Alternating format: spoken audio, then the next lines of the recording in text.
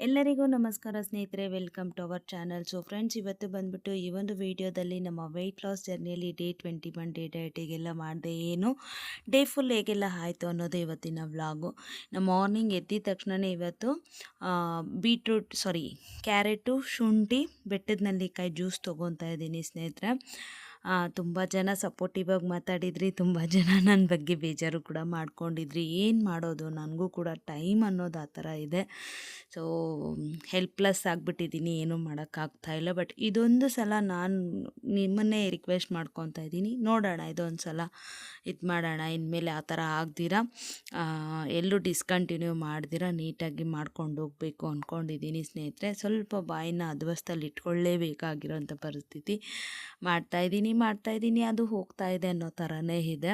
So 70 cross ಆಗೋಕ್ಕೆ ಆಗ್ತಾಯಿಲ್ಲ, ನನಗೂ ಕೂಡ ಅನ್ನಿಸ್ತಾ ಇದೆ. ಎಷ್ಟೋ ಜನ ಅಕ್ಕ ನೀವು ಇಷ್ಟಿದ್ದಾಗ, ನನಗೆ ಅದು ಶೇಮ್ಲೆಸ್ ಆಗುತ್ತೆ, ಅಕ್ಕ ನೀವು ಇಷ್ಟಿದ್ದಾಗ ನಿಮ್ಮ ಜೊತೆ ಡಯಟ್ ಸ್ಟಾರ್ಟ್ ಮಾಡಿದ್ದು, ನಾನು ಇಷ್ಟು ಕಡಿಮೆ ಆಗಿದ್ದೀನಿ ಅಂತ ಅಂದಾಗ ನನಗೆಲ್ಲೋ ಒಂದು ಕಡೆ ಅಯ್ಯೋ ನಾನು ಇಲ್ಲೇ ಇದ್ದೀನಿ ಅಂತ. ನನ್ನ ಸುತ್ತಮುತ್ತಲ ಜನ ಕೂಡ ನನಗಿಂತ ಚೆನ್ನಾಗಿ ವೆಯ್ಟ್ ಲಾಸ್ ಆಗಿದ್ದಾರೆ, ಅದು ಕೂಡ ಖುಷಿನೇ. ಓಕೆ, ನಮ್ಮನ್ನು ನೋಡಿ ಮಾಡ್ತಾ ಇರೋದು ಅಥವಾ ತುಂಬ ಚೆನ್ನಾಗಿ ಮಾಡ್ತಾ ಇದ್ದಾರೆ ಅಂತ ತುಂಬ ಖುಷಿ ಇರುತ್ತೆ. ಇಲ್ಲ ಒಂದು ಕಡೆ ನನ್ನ ಬಗ್ಗೆ ನನಗೆ ತುಂಬಾ ಬೇಜಾರು ಅನ್ನೋದು ಇದೆ ಸ್ನೇಹಿತರೆ. ಹಂಗಂತ ನಾನು ಹೇಳ್ತಾ ಇಲ್ವಾ, ಸ್ವಲ್ಪ ಟೈಮ್ ಬೇಕಾಗುತ್ತೆ, ಸ್ವಲ್ಪ ಇದಾಗಬೇಕಾಗುತ್ತೆ. ನಾನು ಹೇಳಿಲ್ವಾ, ಸ್ಟಾರ್ಟಿಂಗ್ ಒಂದು 20 kg ಕಡಿಮೆ ಆಗಿಬಿಡ್ತೀವಿ, 20, 15, ಒಂದು 25 kgನೋ, ಲಾಸ್ಟಲ್ಲಿ ಇನ್ನೊಂದು 10 kgನೋ, ಒಂದು 5 kgನೋ ನಮ್ಮ ಟಾರ್ಗೆಟ್ ಇದೆ ಅಲ್ವಾ, ಅದನ್ನು ರೀಚ್ ಆಗೋದಕ್ಕೆ ತುಂಬ ಕಷ್ಟ ಪಡಬೇಕಾಗುತ್ತೆ. ಕೆಲವೊಂದು ಸಲ ನಮ್ಮ ಮನಸ್ಸು ಕರೆಕ್ಟಾಗಿದ್ದರೆ ಅದೇನೋ ಹೇಳ್ತಾರೆ ನೋಡಿ, ನಮ್ಮ ಇದು ಚೆನ್ನಾಗಿರಲ್ಲ, ಮೈಂಡ್ ಚೆನ್ನಾಗಿದ್ದಾಗ ಮನಸ್ಸು ಸರಿ ಇರಲ್ಲ. ಸೊ ಅದೇ ಥರ ಇರುತ್ತೆ. ಸೊ ಹಾಗಾಗಿನೇ ಎರಡೂ ಕರೆಕ್ಟಾಗಿ ಕೆಲಸ ಮಾಡಿ, ಎರಡೂ ಕರೆಕ್ಟಾಗಿ ಒಂದೇ ವೇಯಲ್ಲಿ ಹೋದರೆ ಮಾತ್ರ ಸೂಪರ್ ರಿಸಲ್ಟ್ ಅನ್ನೋದು ನೋಡ್ಬೋದು. ಇವತ್ತು ಡಯಟ್ ಅಂತೂ ಸೂಪರಾಗಿ ಮಾಡಿದ್ದೀನಿ ಸ್ನೇಹಿತರೆ. ನೋಡೋಣ ನಾಳೆಯಿಂದ ಯಥಾ ಪ್ರಕಾರ. ಮತ್ತು ಸಂಡೇ ನಾನು ಊರಿಗೆ ಹೋಗಬೇಕು, ನಿಮ್ಗೆ ಗೊತ್ತಲ್ವಾ, ಅದೇ ತೀರ್ಕೊಂಡಿದ್ರು ಅಂತ ಹೇಳಿದ್ನಲ್ವ. ಇನ್ನು ಇವತ್ತಿನ ವೆಯ್ಟ್ ನೋಡೋದಾದರೆ 70.750, ನಿನ್ನೆಗಿಂತ 350 ಗ್ರಾಮ್ಸ್ ಜಾಸ್ತಿ ಆಗಿದೆ. ನಿಮಗೆ ಗೊತ್ತು, ಫುಲ್ ಶೀಟ್ ಮೀಲ್ಸ್ ಮಾಡಿದ್ನಲ್ವ ಬಿರಿಯಾನಿ ಅಂತ ಅಂದ್ಬಿಟ್ಟು. ಸೊ ನನಗೆ ವೆಯ್ಟ್ ತೋರಿಸೋದಕ್ಕೂ ಕೂಡ ತುಂಬಾ ಬೇಜಾರಾಯಿತು ಇವತ್ತು ಕಮೆಂಟ್ಸ್ ನೋಡಿಬಿಟ್ಟು. ನನ್ನ ಕಮೆಂಟ್ಸ್ ನೋಡಿ ಬೇಜಾರಾದ್ರೆ ಅಂತಂದರೆ ನೀವೇನೋ ಅಂತೀರಂತ ನಾನು ಯಾವಾಗಲೂ ಹೇಳಲ್ವ, ನನಗೆ ಅದು ಮೋಟಿವ್ ಆಗೇ ಇರುತ್ತೆ. ಹೌದಲ್ವಾ, ನಾನು ಮಾಡ್ತಾ ಇರೋದು ಹಾಗೆ, ಅವ್ರು ಅನ್ನೋದು ಹಾಗೆ ಅಂದ್ಬಿಟ್ಟು. ಒನ್ಸ್ ನಾನು ಯಾಕಂತಂದರೆ ನನ್ನನ್ನು ತುಂಬ ಚೆನ್ನಾಗಿ ಮೋಟಿವ್ ಮಾಡಿರೋದು ಕೂಡ ನೀವೇ. ಅಂದರೆ ತುಂಬ ಚೆನ್ನಾಗಿ ರಿಸಲ್ಟ್ ನೋಡಿದಾಗಲೂ ಅಷ್ಟೇ ಒಳ್ಳೆ ಕಮೆಂಟ್ಸ್ ಮಾಡ್ತೀರಾ. ಇಲ್ಲ ನನ್ನ ಕಡೆಯಿಂದ ನಿಮಗೆ ತುಂಬಾ ಬೇಜಾರಾಗಿಬಿರ್ಬೋದು, ಇವ್ರದ್ದು ಡೈಲಿ ಇದೇ ಆಯಿತು, ಡೈಲಿ ಇದೇ ಥರ ಹೇಳ್ತಾರೆ, ಇದೇ ಥರ ಇದು ಮಾಡ್ತಾರೆ ಅಂತ. ನಾನು ನಿಮ್ಮ ಪ್ಲೇಸಲ್ಲಿದ್ದರೂ ಕೂಡ ಅದೇ ಥರನೇ ಯೋಚನೆ ಮಾಡ್ತಿದ್ದೆ, ಅದೇ ಥರನೇ ಕಮೆಂಟ್ ಮಾಡ್ತಿದ್ದೆ. ಸೊ ನನಗೆ ನನ್ನ ಮೇಲೆ ಬೇಜಾರು, ಅಯ್ಯೋ ತುಂಬ ಬೇಜಾರು ಮಾಡಿಸ್ತಾ ಇದ್ದೀನಲ್ಲ, ಆದಷ್ಟು ಬೇಗ ನನ್ನ ಟಾರ್ಗೆಟ್ ರೀಚ್ ಆಗಬೇಕು, ಸ್ವಲ್ಪ ಆದರೂ ಗ್ರೋ ಆಗಬೇಕು, ಸ್ವಲ್ಪ ಈ ಒಂದು 70 ಬಿಟ್ಟು ಹೋಗಬೇಕು. ಫಸ್ಟೆಲ್ಲ 67 ನೋಡೋದೇ ಒಂದು ಕನಸಂದರೆ, ಇವಾಗ 69 ನೋಡೋದೇ ತುಂಬ ಕಷ್ಟ ಆಗಿದೆ ಅನ್ನೋ ಥರನೇ ಇದೆ.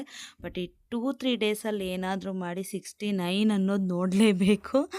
ಈ 750 ಗ್ರಾಮ್ಸ್ನ ಏನಾದರೂ ಮಾಡಿ ನಾಳಿದ್ದು ನೋಡೋಣ, ಒಂದು 2-3 ಡೇಸಲ್ಲಿ ಓಡಿಸ್ಲೇಬೇಕು ಅಂದ್ಕೊಂಡಿದ್ದೀನಿ. ನೋಡೋಣ. ಸಂಡೇ ಒಂದಿನ ಡಯಟ್ ಇರಲ್ಲ, ಯಾಕಂತಂದರೆ ಅದೇ ತಿಥಿಗೆ ಊರಿಗೆ ಹೋಗಬೇಕು. ಸೊ ಅವ್ರು ಇವತ್ತು ಮನೆಗೆ ಬಂದಿದ್ದರು ಸ್ನೇಹಿತರೆ. ಸೊ ಇದರಲ್ಲಿ ಪಾಯಸ ಮಾಡಿದ್ದೆ, ಅಮ್ಮ ಅಲ್ಲಿಂದ ಬೋಂಡ ಕೊಟ್ಟು ಕಳಿಸಿತ್ತು. ಎಲ್ಲನೂ ಒಂದೊಂದು ಚೂರು ಅಷ್ಟೇ ಟೇಸ್ಟ್ ಮಾಡಿದ್ದು, ಅಷ್ಟು ಬಿಟ್ರೆ ನಾನು ಜಾಸ್ತಿ ಕೂಡ ಏನೂ ತೊಗೊಂಡಿಲ್ಲ. ಸೊ ಆ ಒಂದು ಇದರಲ್ಲಿದ್ದೆ. ಹಾಗೆ ಇವತ್ತು ಒಂದು 3 ಬ್ಲೌಸಸ್ಸು ಕೂಡ ಸಕ್ಸಸ್ಫುಲ್ಲಾಗಿ ಸ್ಟಿಚ್ ಮಾಡಿದ್ದೀನಿ. ತುಂಬಾ ಖುಷಿಯಾಯಿತು. ಇಷ್ಟು ದಿನ ನನ್ನ ಮೇಲೆ ನನಗೆ ಬೇಜಾರಾಗೋಷ್ಟು ತುಂಬಾ ಟೈಮ್ ವೇಸ್ಟ್ ಮಾಡಿದ್ದೀನಿ. ಸೊ ಇನ್ಮೇಲೆ ನಾನು ಕೂಡ ನನಗೋಸ್ಕರ ನಿಜ ಹೇಳ್ತೀನಿ, ಕೈಯಲ್ಲಿ ₹1 ಇಲ್ಲದಿರೋಷ್ಟು ಇದಾಗಿ ಮಾಡ್ಕೊಂಡಿದ್ದೀನಿ.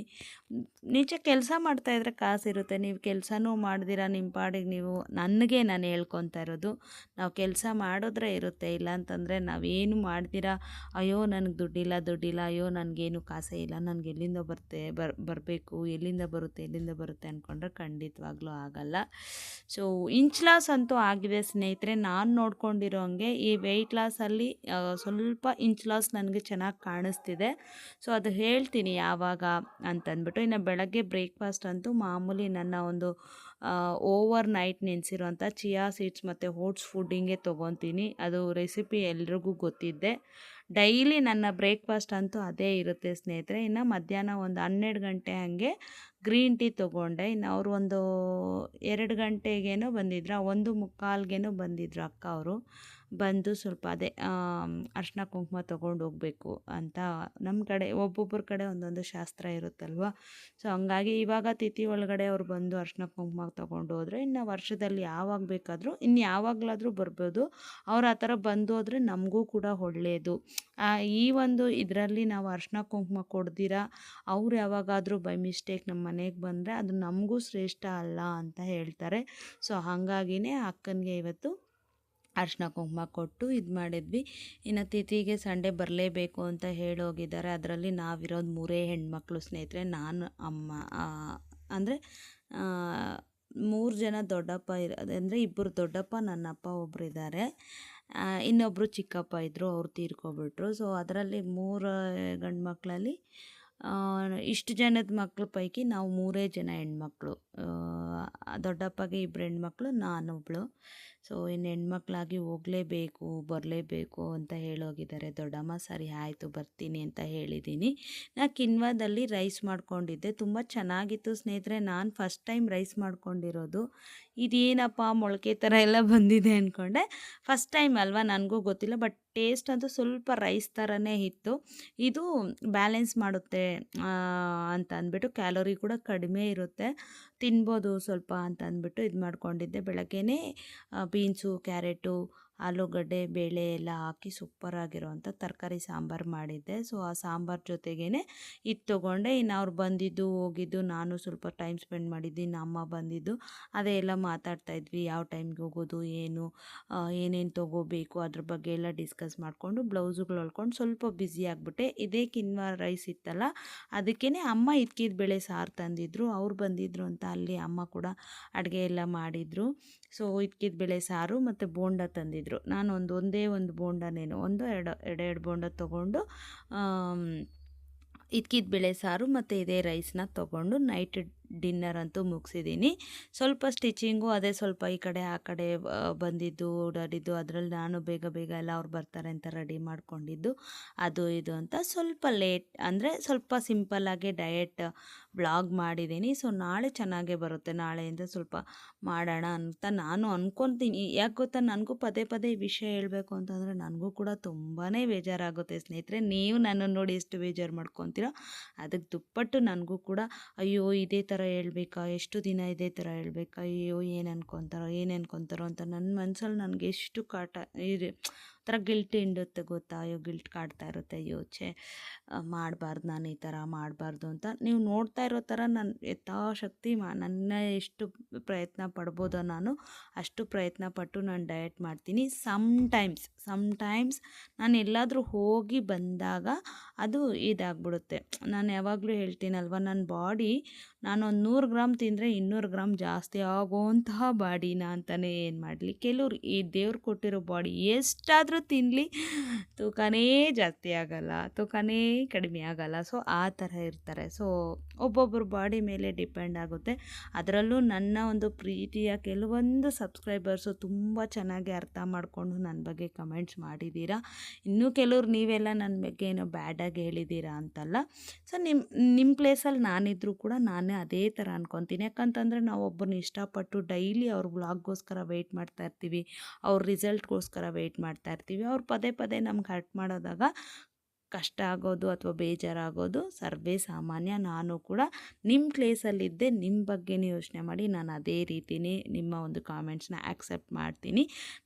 ಇನ್ಮೇಲೆ ಆ ಥರ ಆಗಲ್ಲ ಸ್ನೇಹಿತರೆ. ಆದಷ್ಟು ಕಂಟಿನ್ಯೂ ಮಾಡಿ ಒಳ್ಳೆ ರಿಸಲ್ಟೇ ನೋಡಬೇಕು ಅಂತ ನಾನು ಕೂಡ ಅಂದ್ಕೊಂಡಿದ್ದೀನಿ. ಸೊ 1 ವೀಕಲ್ಲಿ ಸಂಡೇ ಅಷ್ಟರೊಳಗಡೆ ಎಷ್ಟು ಸಾಧ್ಯ ಆಗುತ್ತೋ ಅಷ್ಟು ವೆಯ್ಟ್ ಲಾಸ್ ಆಗೋಣ. ಮತ್ತು ಸಂಡೇ ಯಥಾ ಪ್ರಕಾರ ಊರಿಗೆ ಹೋಗಿ ಬಂದಮೇಲೆ ಮತ್ತೆ ಮಂಡೆಯಿಂದ ಯಥಾ ಪ್ರಕಾರ ನಾನು ಮಾಡ್ತೀನಿ ಸ್ನೇಹಿತರೆ. ಇನ್ಯಾವುದು ಆ ಥರ ಎಲ್ಲೂ ಹೋಗೋದು ಬರೋದು ಏನೂ ಇಲ್ಲ. ಎಷ್ಟು ಸಾಧ್ಯ ಆಗುತ್ತೋ ಅಷ್ಟು ವ್ಲಾಗ್ಗಳನ್ನ ಮಾಡೋಣ. ಒಳ್ಳೆ ರಿಸಲ್ಟು ನಾನು ನೋಡ್ತೀನಿ ಅನ್ನೋ ಭರವಸೆ ಇದೆ.